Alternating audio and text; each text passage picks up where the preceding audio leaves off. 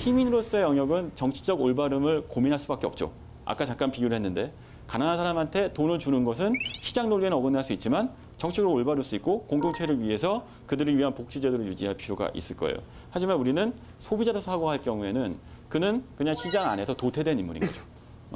트럼프는 사실 그 논리의 총화인 인물인 것인데, 그러니까 트럼프가 자기의 어떤 성공을 합리화하기 위해서 끌어들인 여러 가지 철학 중에 하나인 거고, 또는 때때로는 미국의 어떤 특정인 집단들이 자신의 성공을 합리화하고 공동체에 대한 의무를 방기하며 정치적인 올바름을 무시하기 위해서 끌어들이는 논리들인 거죠.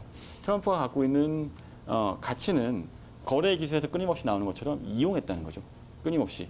시스템의 무력 또는 정당의 퇴행, 언론의 실수 이런 것들을 적절하게 이용하면서 이제 대통령직까지 노릴 수 있는 인물이 된 거예요. 이제 그 역사 속에서 우리를 굉장히 불편하게 하는 인물들이 가끔씩 나옵니다. 근데 우리는 그 사람들을 대체로 이러죠. 뭐 예를 들어서 뭐 히틀러라든지 스탈린이라든지 아니면 지금 이제 우리나라와 많은 갈등을 일으키고 있는 우리 바로 옆 나라 총리인 뭐 아베 같은 경우에서도 그냥 나쁜 사람이다라고 하고 끝내고 싶어 하는 게 인간 본능인 것 같아요. 근데 저는 오히려 거꾸로 우리가 세상을 이해하려면 그 안으로 좀 더 뛰어 들어가 봐야 된다고 생각을 해요. 이 사람의 말이 왜 먹힐까? 저 사람이 저런 식으로 얘기하는데 왜 그때 독일 사람들은, 왜 그때 러시아 사람들은, 왜 일본 사람들은 그 얘기에 동의를 할까? 이런 거에 대해서 좀 생각을 해보기 위해서는 저는 우리의 독서 습관을 좀 바꿔야 된다고 생각해요.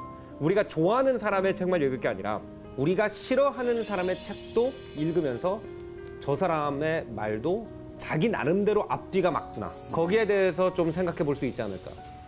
근데 트럼프에 대해서 우리가 고민해야 될 건, 트럼프라는 인물이 전 세계 국제 정치에서 보여주고 있는 건 결국은 이 사람이 개인주의적인 것처럼 고립주의이기도 한 거예요. 브렉시트하고 이어지는 인물이기도 한 거죠. 그러니까 결국은 우리가 할 일은 우리가 할 것이고 국제 정치에서 각 국가 간의 책임도 각자 알아서 지라는 거죠. 결국 공동체를 파괴하고 있어요. 국제적 공동체에 있어서는 공동의 선이 있고 때로는 그거에 위해서 양보를 해야 하지만 양보를 하는 건 거래 기술에선 바보인 거거든요.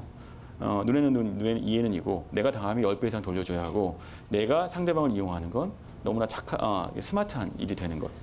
그런 식의 가치관에 대해서 그게 우리한테 뿌리내리고 있는 거에 대해서 한 번 정도는 트럼프라는 인물을 놓고 반면교사로 삼을 만하지 않을까 싶습니다.